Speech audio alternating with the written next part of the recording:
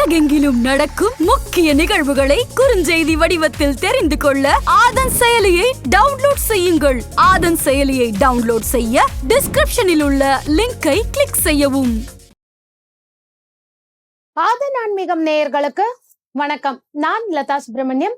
அனைவருக்கும் இனிய தமிழ் புத்தாண்டு நல்வாழ்த்துக்கள். வரவிருக்கிற இந்த குரோதி ஆண்டு பொதுவா எப்படி இருக்க போகுது, 12 ராசி லக்னக்காரங்களுக்கும் எப்படி இருக்க போகுதுன்னு சொல்லி துல்லியமா தங்களுடைய கணிப்பை குழுக்க வந்திருக்காங்க நம்மளுடைய ஜோதிட வல்லுநர்கள். முதலாவதாக ஜோதிடர் நங்கநல்லூர் பஞ்சநாதன் சார் அவர்கள். வணக்கம் சார். வணக்கம் சார்.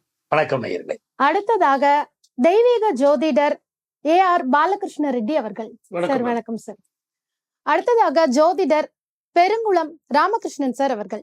வணக்கம். வணக்கம் சார். அடுத்ததாக பிரபல ஜோதிடர் சுபாஷ் பாலகிருஷ்ணன் அவர்கள். சார் வணக்கம் சார். இப்ப இந்த பிறக்கவிருக்கிற இந்த குரோதி ஆண்டு தமிழ் புத்தாண்டு பொதுவா நம்ம எல்லாருக்கும் எப்படி இருக்க போகுது, 12 ராசி லக்னக்காரங்களுக்கும் எப்படி இருக்க போகுது அப்படின்னு சொல்லி உங்களுடைய பார்வையில நீங்க சொல்லணும். முதலாவதாக சார் நீங்க சொல்லணும். அதாவது பிறக்கக்கூடிய தமிழ் புத்தாண்டு என்பது நம்ம எந்த ஒரு நகர்வுக்கு போனாலும் கூட 4 கிரகங்களை முக்கியமா எடுத்துக்கிறோம். அதுல முக்கியமானது என்னன்னு கேட்டீங்கன்னா குரு பகவான், சனி பகவான், ராகு, கேது. ஏன் இந்த 4 பேரை மட்டும் எடுத்துக்கிறோம் அப்படின்னா மித்த 5 கிரகங்கள் முக்கியம் இல்லை அப்படின்னு இல்லை. இந்த 4 கிரகங்கள் தான் ஒரு ஆண்டுக்கு மேல பயிற்சி பெறக்கூடிய கிரகங்கள். குரு பகவான் என்பவர் ஒரு ஆண்டுக்கு ஒரு தடவை பெயரும். அதே மாதிரி ராகு கேது 1.5 ஆண்டுகளுக்கு ஒரு தடவை ஒரு ராசியிலிருந்து மற்றொரு ராசிக்கு பெயருவார். சனி பகவான் 2.5 முதல் 3 ஆண்டுகள் எடுத்துக்கொண்டு ஒரு ராசிக்கு பெயருவார். இதனால இந்த 4 முக்கிய கிரகங்களை நம்ம கணக்குல எடுத்துக்கிட்டே ஆகணும். அந்த வகையில பார்க்கும்பொழுது தற்பொழுது சனி பகவான் கும்பராசியில் இருக்கிறார். அதை நம்ம கணக்கில் எடுத்துக்கணும். வரிசையா சனி கும்பம், ராகு மீனராசி மற்றும் மேஷத்துல தற்போது குரு பகவான் சஞ்சரித்துக் கொண்டிருக்கிறார். வருகின்ற ஏப்ரல் 30ஆம் தேதி அன்று மேஷராசியிலிருந்து ரிஷபராசிக்கு குரு பகவான் பெயரவிருக்கிறார். இது ஒரு முக்கிய நிகழ்வு இந்த ஆண்டுல பாத்தீங்கன்னா.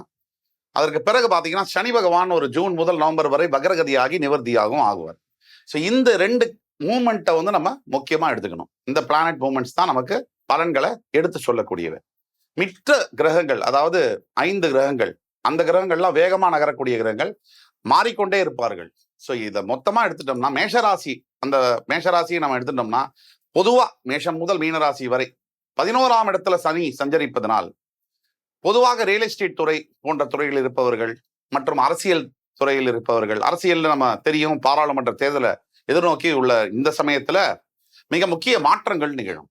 அதாவது தேர்தல் களம் காணும் வீரர்களுக்கு நிறைய புதிய வரவுகள் இருக்கு. இப்ப நீங்க பாத்தீங்கன்னா பட்டியலில் கூட அந்த அளவுல அரசியல் துறையாக இருக்கட்டும், ரியல் எஸ்டேட் துறையாக இருக்கட்டும், இல்ல ஃபுட் இண்டஸ்ட்ரின்னு சொல்லக்கூடிய அந்த ஹோட்டல் பிசினஸ் செய்யக்கூடியவராக இருக்கட்டும், எஃப்எம்சிஜி என்று சொல்லக்கூடிய ஃபாஸ்ட் மூவிங் கன்சியூமர் குட்ஸ் இண்டஸ்ட்ரியை சேர்ந்தவர்களாக இருக்கட்டும், இவர் ரீட்டைல் பிசினஸ் செய்யக்கூடியவர்களாக இருக்கட்டும், இவர்களுக்கெல்லாம் மிகப்பெரிய அளவுல ஒரு பொற்கால ஆண்டாக இருக்கும் என்பதில் சந்தேகமே இல்லை. லாபஸ்தானத்துல சனி பகவான் இருப்பதனால இந்த பாக்கியத்தை அவர் தரக்கூடிய கடமைப்பட்டவர். சார், உங்க பார்வையில நீங்க இந்த வருடம் எல்லோருக்கும் எப்படி இருக்க போகும்? இல்ல முக்கியமா நிகழ்வு அண்ணன் சொன்ன மாதிரி இந்த 2ஆம் இடத்துல ஒரு காலசக்கரத்தினுடைய இதுல 2ஆம் இடத்துக்கு குரு வரார். ஸோ நிச்சயமா உலக அளவிலேயே பொருளாதாரத்துல ஒரு நிறைய முன்னேற்றங்கள் இருக்கும். ஏன்னா நமக்கு 12/12/2019 அந்த அந்த அந்த காலகட்டத்துல ஒரு கிரகணங்கள் நமக்கு நிகழ்ந்தது. அதுலேருந்தே நமக்கு நிறைய பிரச்சனைகள் உலக அளவுல நம்ம சந்திச்சுட்டு இருக்கோம். அதுலேருந்து நம்ம வெளியில வருவதற்கான ஒரு நேரமா இந்த வருஷம் கண்டிப்பா அமைஞ்சிருக்கு. குரோதி வருஷத்தினுடைய வெண்பா இருக்கு, அதாவது இந்த இடைக்காடர் சித்தர் அருளியது இருக்கு. அது ஒவ்வொரு வருஷத்துக்கும் அந்த வெண்பா சொல்லுவாங்க. ஆனா அந்த வெண்பா படி எல்லாரும் பயந்துடக்கூடாது. ஸோ இதே மாதிரியான ஒரு வெண்பா நமக்கு இந்த துர்முகி வருஷத்துலையும் இதே மாதிரி அந்த பேர்லயே பயம், துர்முகி அப்படின்னா பயம் அப்படின்னு சொல்லி நம்ம பயந்துட்டு இருந்தோம். பட் இந்த குரோதி வருஷத்துல வெறும் வெண்பா மட்டும் இல்லாம நம்ம கிரகங்களினுடைய அடிப்படையில பார்க்கும்போதே அந்த கன்னி ராசியை குரு பகவான் பார்க்க போற. இப்போ ஏப்ரல் 30 அண்ணன் வாக்கிய பஞ்சாங்க அப்படியே மே 1 நமக்கு மாறுற. ஸோ அது குரு பார்க்கக்கூடிய ஸ்தானங்கள் எப்போதுமே ரொம்ப பலமாயிடும். அப்போ குருவினுடைய பார்வை இந்த வருஷம் ரொம்ப ரொம்ப சிறப்பா அற்புதமா அமைஞ்சிருக்கு. நிறைய திருமணங்கள் நிறைய நடக்கும். முக்கியமா அந்த கலப்பு திருமணங்கள் நிறைய நடப்பதற்கான வாய்ப்புகள் இந்த வருஷம் ரொம்ப ரொம்ப ஜாஸ்தியா. உலக அளவுல பொருளாதாரம் ரொம்ப நல்லா இருக்கும். கலைத்துறையில நிறைய விஷயங்கள், நல்ல விஷயங்கள் எல்லாமே நமக்கு ரொம்ப நிறைய நல்லபடியா நடக்கும். கல்வி சம்பந்தமான விஷயங்கள் மிகப்பெரிய அனுகூலம். மொத்தத்துல இந்த வருஷம் ரொம்ப ரொம்ப சிறப்பாவே அமைஞ்சிருக்கு. சரி சார், இப்போ உங்களுடைய பார்வையில பாத்தீங்கன்னா இந்த வருஷம் இயற்கை சீற்றங்கள்லாம் எப்படி இருக்கும், ஷேர் மார்க்கெட்லாம் எப்படி இருக்க போகுது? ஆதன் ஆன்மீக அன்பர்களுக்கு எனது அன்பான வணக்கங்கள். குரோதி தமிழ் புது வருஷம் ஆரம்பிக்கிறது. பேர்ல பார்த்தீங்கன்னா குரோதி அப்படின்ற வார்த்தையை பார்த்த உடனே நமக்குள்ள ஒரு பயம் வருது. அப்போ நம்ம வார்த்தைகள் எப்படி பயன்படுத்துறோம்? காம குரோதங்கள்ங்கிறோம். அப்போ மனுஷனுக்குள்ள ஒரு பயம் வருது, இந்த வருஷம் ஏதாவது பாதிச்சுடுமோ நம்மள அப்படின்னு ஒரு பயம் வருது. அண்ணா சொன்னார், காலபுருஷ தத்துவத்துடைய 2வது ஸ்தானத்தை எடுத்துட்டார், அதை நோக்கி குரு பகவான் போறாரே, அப்போ அந்த குரு நிறைய நன்மையை பண்ணுவாரே, ஒரு எதிர்பார்ப்பு மனசுல வளர்த்துக்கிறோம். என்னுடைய எண்ணம் என்ன கேட்டீங்கன்னா, அந்த அதே காலபுருஷ தத்துவத்துல பாதகஸ்தானம் அப்படின்னு சொல்லக்கூடியது, பாதகம் செய்யக்கூடிய ஸ்தானம் கும்பம். அதுல இந்த வருஷத்துடைய ராஜாவா இருக்கக்கூடிய செவ்வாய் பகவானும் இந்த வருஷத்துடைய மந்திரியாக இருக்கக்கூடிய சனி பகவானும் கூட்டணி அமைச்சிருக்கா. இந்த செவ்வாய் சனி கூட்டணி இருக்க ஆகாத கூட்டணி. இந்த கூட்டணி வச்சிருந்ததுனால யாருக்கு ஆபத்துனா பொதுமக்களுக்கு ஆபத்து. சில கூட்டணிகள் பொதுமக்களுக்கு ஆபத்தா இருக்கும். அப்படிப்பட்ட கூட்டணியாக செவ்வாய் சனியுடைய சேர்க்கை, ராஜா இருக்கிற இடமும் சரியில்லை, மந்திரி இருக்கிற இடமும் சரியில்லை. அப்போ இந்த ஆலோசனைகள் எல்லாமே இந்த வருஷம் ராஜாக்களுக்கும் பிரச்சனை இந்த தேசத்திலேன்னு அர்த்தம்.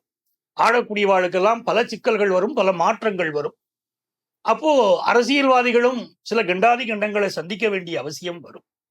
செவ்வாய்ங்கிறது ஒரு பொதுமக்களை குறிக்கக்கூடிய ஒரு அமைப்புங்கிறதுனால சனி பகவான் சேர்றாரு செவ்வாயோடைய, அப்ப பொதுமக்கள் தன்னுடைய ஹெல்த்ல கொஞ்சம் கான்சென்ட்ரேட் பண்ணிக்கணும், அது ஒரு அவசியம் இருக்கு. இந்த காலகட்டத்துல இந்த குழந்தைகளுக்கு, பெண்களுக்கு இவங்களுடைய பாதுகாப்பெல்லாம் எப்படி இருக்கும்? பொதுவாகவே ஏப்ரல் மாதம் 14ஆம் தேதி தான் தமிழ் வருஷ பிறப்பு பிறக்கும். ஆனா இந்த வருஷம் முதல் நாள் 13ஆம் தேதி இரவு பிறந்துடுது. இந்த காலங்கள்ல இயற்கை அழிவுகள், அண்டை நாட்டு போர் பிரச்சனைகள், எலக்ட்ரிசிட்டினால பிரச்சனைகள், முதல் 6 மாதம் வறட்சிகள் நிச்சயமாக இருக்கும்.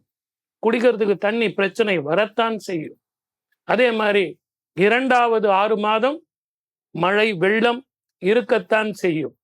ஆகவே அந்த சனியும் செவ்வாயும், செவ்வாயும் ராகுவும், செவ்வாயும் சூரியனும் இந்த காலகட்டங்கள்ல இரவு பயணத்தை மக்கள் தவிர்ப்பது நல்லது. அகாலமான விபத்துக்கள் நேரிடலாம், தீயினால் பிரச்சனைகள் வரலாம், வேற்றுமொழி மதத்தவர்களால் பிரச்சனை வரலாம். இப்படிப்பட்ட காலகட்டத்துல தான் நமக்கு எலெக்ஷன் ஒண்ணு வருது. மார்ச் மாதம் 16ஆம் தேதியில இருந்து மே மாதம் 1ஆம் தேதி வரைக்கும் சனியும் செவ்வாயும் சேர்க்கைங்கிறது சரியில்லை. ஆகவே இந்த காலகட்டத்தில் மிக கவனமாக 12 ராசிக்காரர்களும் 27 நட்சத்திரக்காரர்களும் இருக்கத்தான் வேணும்.